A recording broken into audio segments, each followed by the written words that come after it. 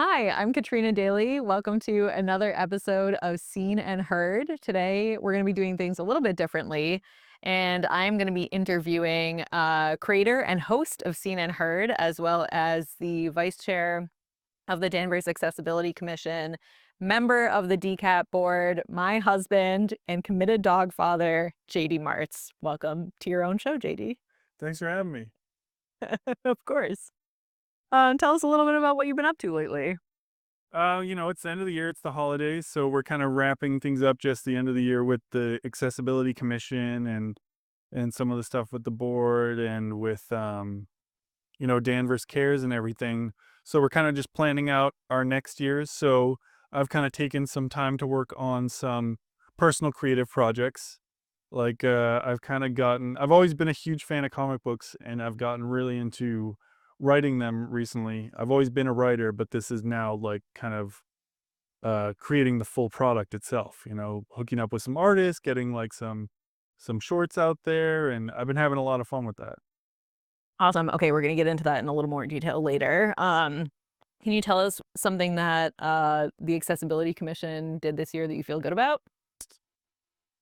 Yeah, I mean, we had a couple of really good public forums where we just got the voices of the town sharing their lived experience with their disabilities, people young, old, like in the school systems. So, we've had a lot of just experience sharing when it comes to all walks of life really here in Danvers. We kind of, have helped propel this show onward. And what else have we worked on lately? We had a really good living room conversation series around disability, which went really well. We had some great guests from the School for the Deaf, as well as the Heathmere Center. So that was just a great learning experience with an awesome turnout from the town. Everybody was super, curious and willing to learn, which is what you always want with an event like that. Nice. Yeah, that's awesome. I had a lot of fun at those events, and I was really encouraged to see how many people turned up from the town of Danvers and also surrounding areas, and Oh yeah. certainly how willing people were to sort of like admit how much they didn't know, which I felt like allowed us to have like some really cool conversations with people.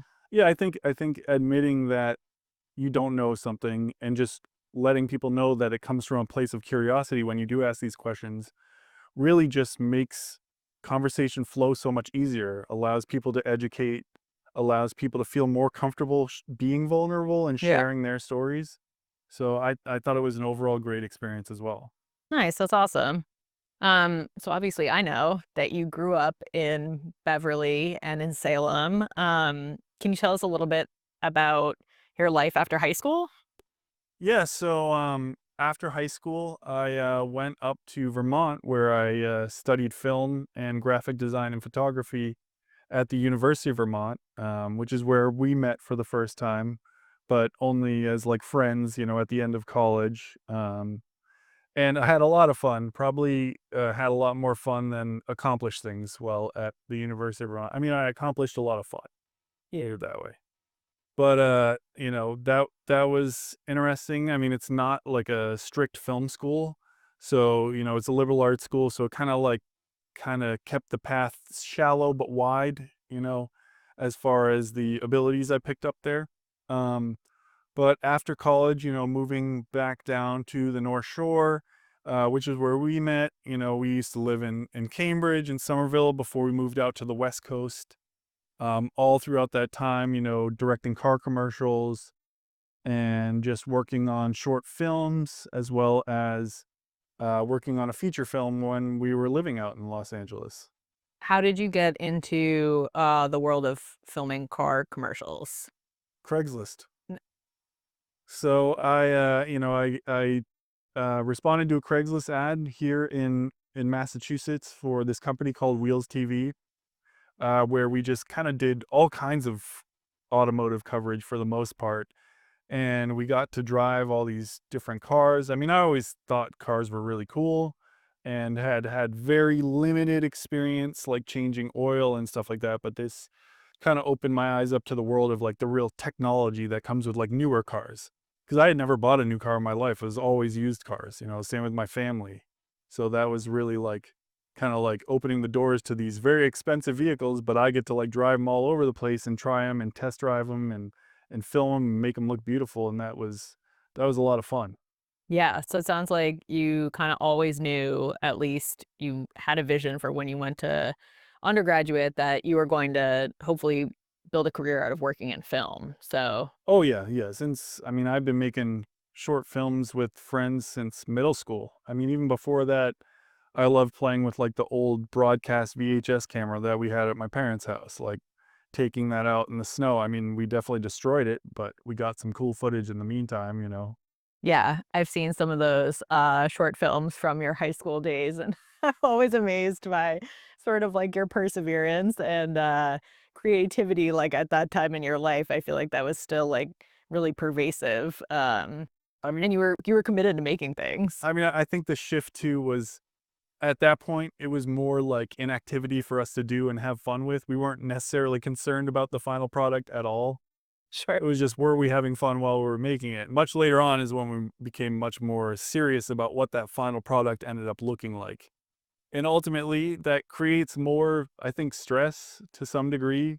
But you end up with something far more meaningful in the end. Although, I don't know, you could argue some of those like really crappy shorts we did in the beginning were meaningful just because they kind of show like a unadulterated slice of our life at that point and what Absolutely. we thought was hilarious. Yeah. It's fun. It's nostalgia.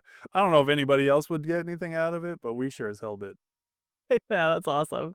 So it sounds like you had sort of like some technical training probably in undergrad when you were at school at UVM. Where do you feel like you really started to learn a little bit more about like the film industry and like how to make a movie? I know that you worked on like a feature film when we lived in Los Angeles called Never Hike Alone, which is like a fan horror film that was I think it's like a full length feature. I can't remember now exactly how long. Probably an hour. Yeah, yeah, Yeah, yeah. just under. So is that sort of like your, like, most pivotal experience in sort of, like, working on, like, a big set and learning I mean, I about feel how like film is made? I feel like I kind of picked it up piecemeal Yep. everywhere. Like probably first like production experience was at BevCam, like the Beverly public broadcast channel that Nice. we had in the high school, which is where I was first exposed to like a switchboard and broadcast style cameras and like live directing. Um, but then, in school, in college at UVM, it was much more of a like film philosophy and film like theory, much more than it was film production. Okay. Like we would make short films, but I didn't get a whole lot of training on editing per se or like camera equipment or I learned about like lighting and lenses and stuff like that, but not necessarily about like camera sensors or inside the cameras or the inner workings of it. It was probably a lot more in depth when it came to animation, but like that was physical animation, like stop motion, not necessarily like drawn animation, but similar principles. So I think for a lot of my like technical film experience really came on the job working for Wheels TV, working on the movie. Like the movie was probably my first time being on a set with a crew over 30 people. And Okay. that was kind of wild, like dealing with that many people, dealing with shooting within a time period where we had to hit golden hour and like we've got, you know, like an hour or two where we've got to get all these shots, all these people organized, and we're at the mercy of nature. That was a whole different experience compared to what I experienced working in BevCam versus what I had experienced working on the car commercials, which were much smaller crews, the car commercial stuff, because I feel like you could get away with a lot more filming in some of these locations. People weren't necessarily coming up on you asking you to pull a permit because, you've got a crew of 5 rather than a crew of 30. Yeah, absolutely. Yeah, I remember you worked really hard on that movie. I remember for many weekends. I mean, that was a labor of love, it was unpaid, we were just doing it for fun every weekend, but Yeah. it was ambitious. Yeah, it was a lot of work though too. I think you had fun doing it, but you put in a lot of hours, Definitely. doing that. I mean, I wasn't waking up at 3 a.m. to drive out to Big Bear for fun. Yeah, totally. Yeah. You've kinda always been that way though. Um what is a film that you love that you feel like most people probably haven't heard about, but you think most people should watch? That's a tough one. I know. I mean, the first thing that pops into my mind is one that I definitely wouldn't recommend to a lot of people because of how brutal it is, but Okay. Titan, like Okay. Titane. I don't know why that's been popping into my head a lot lately. But I like kind of like alternative, like subversive cinema, like David Cronenberg. Videodrome would maybe be a good one. Or what did we just watch? Oh, The Substance. That was great. That was great. Yeah. Um, I don't know, anything that's more than what it seems to be on the surface. Okay. Those are probably some of my favorite kinds of films. Um, maybe something by Gaspar Noé, like Into the Void, or what was the one with the dance crew that locked themselves Fine. and someone dosed them with acid? Yeah, yeah, that was a great one. Yeah, that Climate was a someone wild one. dose. That was really good. That one gave me a lot of anxiety, but that was the intent.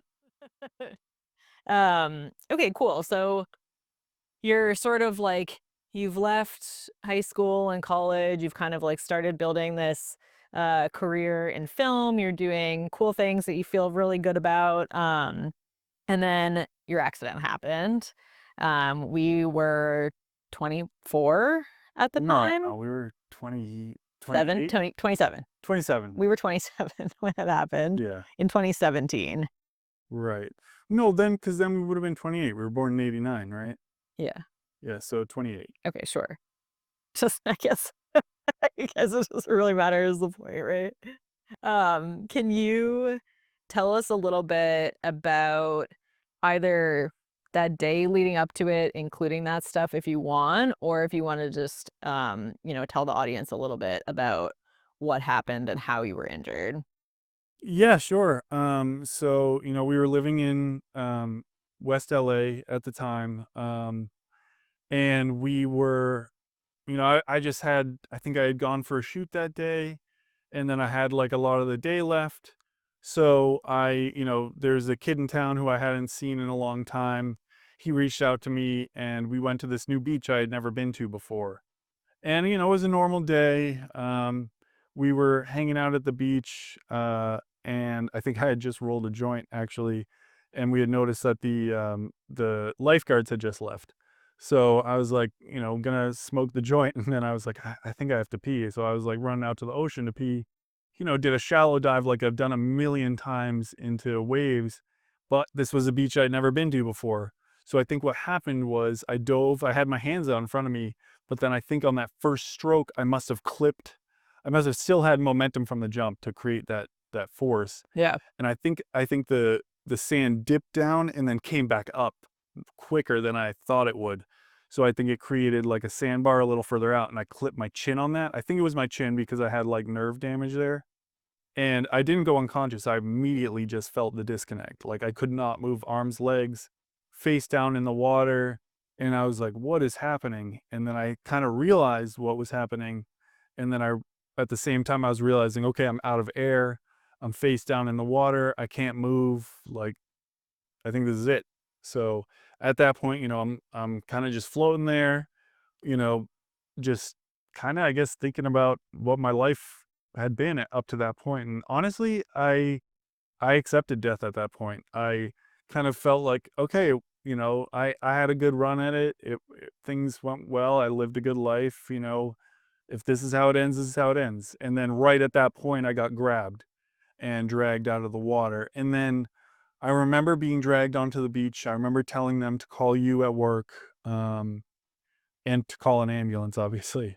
And you know, I'm I feel like maybe I passed out because I remember the next thing I remember is the ambulance being there. Well, it was like a beach, like van off road ambulance with like just straight metal interior, like no shelves or anything. And the two responders come over. They put me onto one of those like flat kind of plastic, I think, stretchers that you normally see, and they were lifting me up and I got really nauseous. I remember that. And I was like, I'm going to throw up. I'm going to throw up. So they turned the stretcher on its side and I couldn't throw up. Just nothing was happening. I was just kind of gagged. And then I was like, okay. And then they lifted me up again, load me into the back of the van, and then at that point, I think I went out because the next thing I think I remember is waking up in the trauma center in Compton, fully intubated, no like tubes in my throat and mouth, a giant metal cage around my head with like what was it, like 60 pounds of weight on the back, pulling my neck back into place. And that was a weird transition, just plus I'm waking up just like loaded with drugs. I'm like, loaded with fentanyl and all kinds of stuff to just kill the pain. And I'm like trying to breathe, trying to like get the excess seawater that's still in the bottom of my lungs out because that's scarring my lungs at that point, and just trying to, yeah, breathe basically. It Yeah. was it was scary. It was just pure survival mode at that point. Yeah, absolutely. So ultimately, you're in the hospital for a long time after that in a couple of different hospitals, but ultimately what caused your paralysis was a spinal cord injury, a high level spinal cord Yep. injury at the cervical spine. Yep. So C3, C4. C3 through C4 were damaged. So can you just do like a little bit of education on sort of like what a spinal cord injury is generally, and then like what your specific spinal cord injury, what that looked like for you, and sort of like how that affected your physical body? Yeah, spinal cord injury is exactly what it sounds like. It's an injury to your spinal cord. And so inside your spine is your spinal cord, and that is really your main way of your brain talking to the rest of your body. So if there's any damage, even a small amount, it affects it. So for me, it wasn't a massive amount, but it wasn't a small amount either. Like I didn't slam into that. It didn't feel like I slammed into that sandbar, but like it was enough. It was enough to knock my neck out of alignment, and that disalignment of the bones pinches the spinal cord. And even if you unpinch that, there might already be some damage done. And then it creates a huge amount of inflammation around that point of injury while your body tries to heal itself. And so they say during that first like couple months or something is when you get like your biggest return back. Mhm. And then the first 2 years is kind of where it tapers off to, that's what you're stuck with. But that's just kind of what they say. People can have pretty miraculous recoveries after that. Um, but usually it involves some form of intervention. Yeah. So I think that was like something that certainly I learned is like how different every spinal cord Oh, injury yeah. is. Like there are no two spinal cord injuries that are exactly the Yeah, same. they're as different as we are. And I think Well, even if like on the level of like if you meet someone else who has like who got injured at C2, like they may have use of their arms. Like there are the spectrum is completely different. And then, there are people who um like their spinal cords are severed. So like there's nothing happening below that point. And then there are like complete and incomplete injuries. So I feel like that's something that I think for me and for us has been like sort of like an experience different from like other types of injuries that I feel like it's harder to make sense of because even the doctors can't tell you here's yeah, what's there's going to no happen guarantee. from here on out. Like it's like a watching and waiting and trying kind of game, and it's kind of like even if the person on the bed next to you has like exactly the same level of injury, their experience is going to be completely different from yours. Yeah, I can talk more about that. I mean, Yeah. there's, they classify you as complete versus incomplete. Incomplete meaning you have a higher chance of recovery. Complete meaning like probably what you have right now is what you're going to be stuck with. So I was classified as complete, and I was classified as Asia A, which is the least amount of sensation. Right. So that's where they kind of like poke you with a needle and kind of like ask you, do you feel sharp pain or Yeah. dull pain? And so I don't know if you well, I guess I can kind of like explain. Like for me, the acute, like normal sensation that would feel for most other people kind of goes from around my collarbone up. And Mhm. so below that is where it starts to get strange, pinpricky or nothing.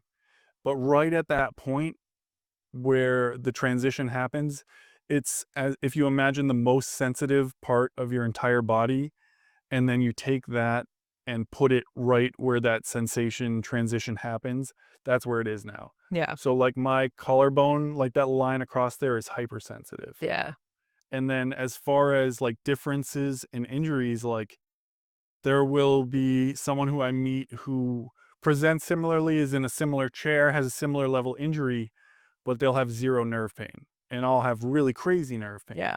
Or there will be a guy who has the same injury level as me that maybe got hit a lot harder, but he was being prescribed, ketamine for depression prior to his injury, which is a really, really aggressive, neural regeneration drug.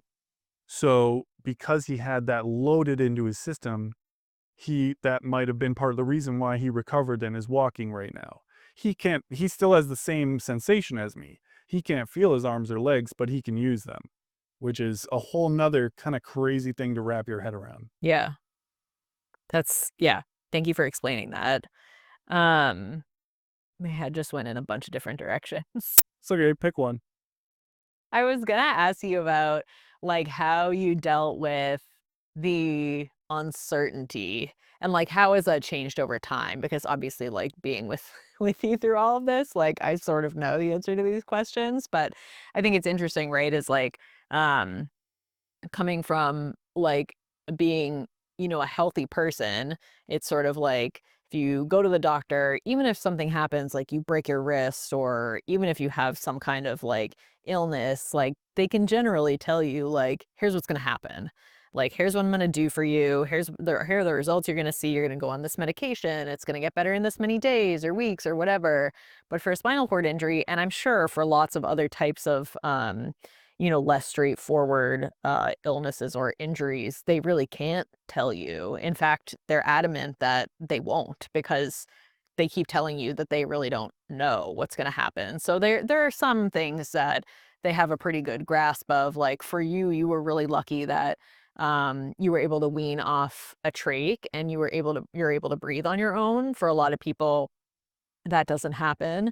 Um, Things like that, but, like, in terms of, like, regaining mobility or sensation or pain or any of that, like, you really didn't know No. what that was gonna look like, so I'd No, love you're just to. as much of an astronaut or pioneer as the most pioneering doctor in the field. Totally.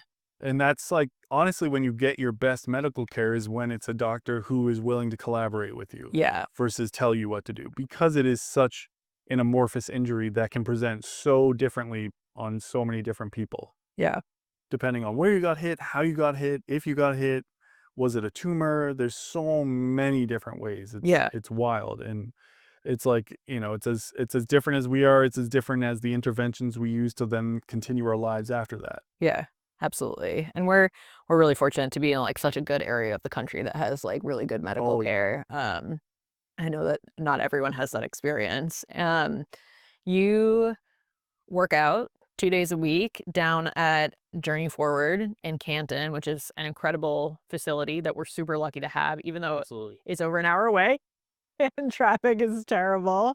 You and your dad brave that drive to and from twice a week. How important do you feel like that has been to you personally? And then what is your goal in sort of going to a place like Journey Forward, and going to a place that specializes in spinal cord injury and, helping you, like, move your body?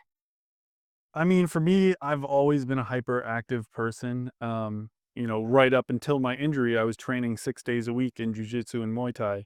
I actually remember taking a break from Muay Thai after taking a particularly bad leg kick, that I was recovering from, because I'm like, maybe I'll just focus on jujitsu for a bit. I want to be able to walk when I'm older, and I see the irony of that now. Yeah, I remember. But you know, uh, going from that level of activity to literally zero was mentally jarring, Yeah. but at the same time, that level of activity is what allowed me to survive my injury, and be able to get off the vent, because of the my low resting heart rate and my strength of my lungs, like I was able to fight and get off the vent at that point. Yeah, it's such a good point, actually. I feel like that was something we heard consistently is because you were so fit, when your injury happened, that some of the outcomes that you had were likely a result of that. Yeah, So so get active, people.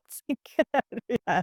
So, not for nothing, certainly, but yeah, sorry, continue. And so now you kind of go through stages after your injury. You're in pure survival mode first, and then you go into recovery mode where it's like nothing matters. First, nothing matters except for your survival. Then it's nothing matters except for your recovery. And that's a good mindset for pure recovery, but it's not a good mindset for just living your life because you inevitably, cast things to the side like your relationships or your responsibilities. Because as much as you are recovering, you're still a person. You still have to be a person. You still have relationships to maintain. You can't just be a terror and to the people that you're relying on because these are people you're relying on. They get you to these things. They get you to these places that make you feel better. They help you when you're down. So the fact that I went through that allowed me to kind of have that experience in my mind where I'm just recovering, and then I saw that, my relationships were taking a hit, my creativity was taking a hit from that. So I knew I need to take a step back. I was doing 4 days a week down at Journey Forward, which is $100 an hour. It's not cheap, but it's great. Plus doing outpatient at Spalding. And I literally had no time for anything else because it was driving, it was exercising, it was my morning routine, it was my nighttime routine, Yeah, it eat was a and lot. then meals, and that's it. Yep. So when I saw that I wasn't living a complete life and I was still alive, I realized I had to make that shift. So I pared it down to 2 days a week at Journey Forward. And I'm not going there to be like, okay, I'm going to move my arms by this like period of time. Like Yep. I'm going down there to get my body moving, to feel good, to maintain what I have, to fight muscle atrophy, to keep my lung strength up. This chair stands, so I stand a lot at home. All of that's great for my circulation and, just respiratory system and everything, my energy, all of that. And there's something about going down there and working out really hard and then feeling that exhaustion, that earned exhaustion after versus just exhaustion from pain or exhaustion from being sick of my injury or depression or something like that. When it's an earned exhaustion, it's much more satisfying. And I feel like I sleep far better because of that. And then it helps me clear my mind. Like sometimes I feel like, God, I really don't wanna drive down there. I don't wanna worry about going to Journey Forward. I don't wanna worry about something going wrong with my catheter, um, something like that. Like, why am I in pain? Like, I just don't wanna go. But then when I haven't gone for a week, I get bummed out, and I'm like, "Why am I feeling like this?" And I'm like, "Oh, yeah, it's because I haven't taken that time to move. I haven't taken that time to interact with these people who are from all different walks of life that are injured or have a brain injury or that are just young people working there. It's a community as well. Yeah, absolutely, and I feel like it's different because it's also not like a medical setting, Not at all. Yeah. and I feel like just psychologically, like, you get a lot of benefit from being in a space that's more like something that you were used to doing, like, pre-injury, which is, like, just going to the gym. It's a little bit best of both worlds Yeah, because you've got that pre-injury sense of this is a gym, this is working out, this is a good atmosphere, a positive atmosphere. But at the same time, it's all people who understand. So if something does go wrong, I have that safety net right. behind me. That's So it's huge. it's it's having that safety net that allows me to feel that experience that I had pre-injury. Yeah, absolutely. Um, how do you feel like that transition so you were talking a little bit about the transition between being, like, really laser focused on, like, recovery, recovery, recovery, like, after your injury, and then having a time where you realized, like, "Oh my god, like, I'm neglecting all these other areas of my life." How did you make that transition? Like, you talked about you kinda dropped some of your days from 4 to 2, a journey forward, but you talked a little bit also about trying to make time for like creativity again in your life and maybe you could talk a little bit about kind of like how you started exploring avenues for you to continue to be creative in your life while living with a spinal cord injury. Yeah, I mean, I think the initial reason is kind of sad. It's that you're not seeing progress. You're not getting your arms back. You're not getting your legs back. So you're like, how much longer can I really hammer at this full force without seeing any progress, you know? So I think that stripped away at me a little bit, but then you telling me, like I feel like, our relationship is suffering. I feel like we're disconnected. I feel like we need to be together on this. And like my family, like seeing like how I'm almost just using them as a tool. They're not my family anymore. They're just there to get me to this place. And that's terrible. That's not how that's supposed to be. So like just seeing those things is really just kind of pulled me out of the pure recovery stage and got me to a point of just like, okay, this is life. This is life after a spinal cord injury.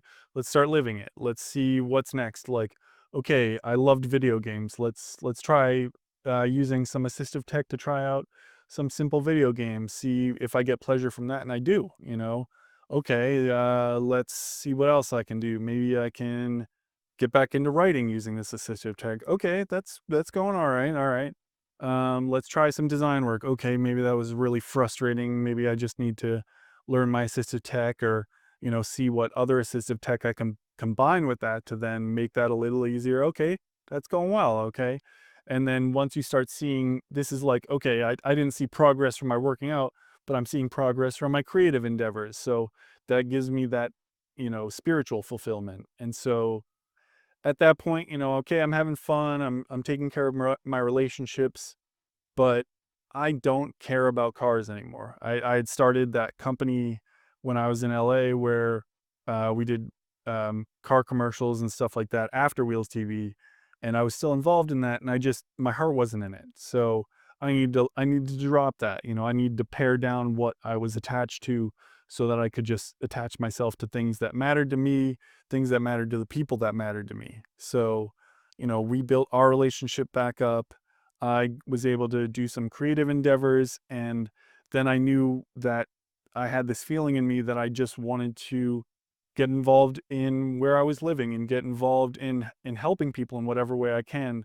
So at that point I thought, "Hey, why don't I see if we have a local disability commission?" And so I did some research and I kind of found that our disability commission had sort of been decommissioned and sort of faded away probably like 15 years ago.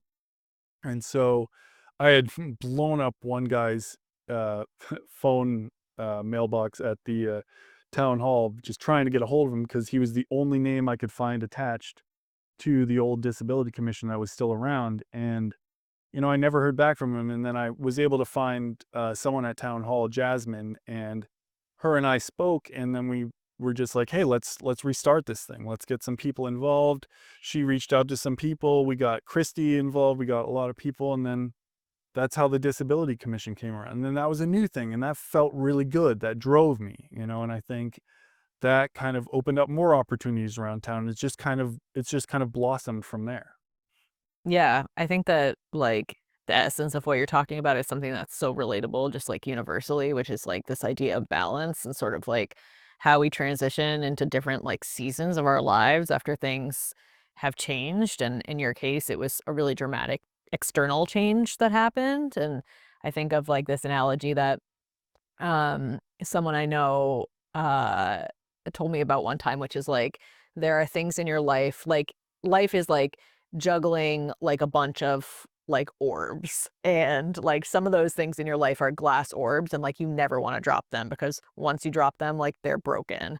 And there are other things in your life that are like plastic or like something like some kind of more resilient thing. And it's sort of like always just a matter of like making sure you're always like keeping those glass orbs, like, up front center, giving them attention, and then, like, sometimes you can drop those plastic ones and, like, pick them back up later, when you Mhm. have more time, so I I feel love like that. yeah, I was thinking about that when you were talking about it, and I think, like, just being on the other side of it, like, uh, I just saw that, like, you weren't that happy, you know, when you were, like, focusing solely on, like, your workouts and, like, I know you as a super creative person, So I think just, like, seeing you really kind of, like, reintegrate that back into your life, I feel like has just really increased your quality of life and also just increased, like, the positive effect that you have on people around you because it's so clearly a part of, like, who you are, it's really important to you, and it's really important to your happiness as well. Yeah, I mean, I was just existing before, Yeah. and I mean, you talk about balance, and it's not just balance. It's balance, carries me day to day and feels nice, but I think it's the putting the effort out there and seeing the progress of that, nurturing something and watching it grow that really elevates your life to the next level. At least for me, that's what it feels like. Yeah, totally. Um, okay. I feel like we covered a lot. I'd love for you to just tell everyone, we talked about it a little bit at the beginning, but just like what's inspiring you right now? What are you excited about? What are you looking forward to over like the next 6 months to a year, we'll say?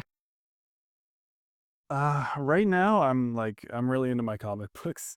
I mean, Making them. into making them. Yes. So I've been working with this one artist, and we've got about I think 3 more shorts to go, and then I'll have a full anthology Yeah. which I want to release, and then I have another artist I'm working with where I did a kind of a test little project that turned out really great with him. I thought, and so I'm gonna reach out to him again once I have some more projects, but, it's fun, it's involved though, it's like it's not just writing, you gotta write what's in each panel, you've gotta block it all out, you've gotta provide good references for these artists because they essentially want you to hold their hand through the whole process because they're really doing the lion's share of the work putting out that beautiful artwork.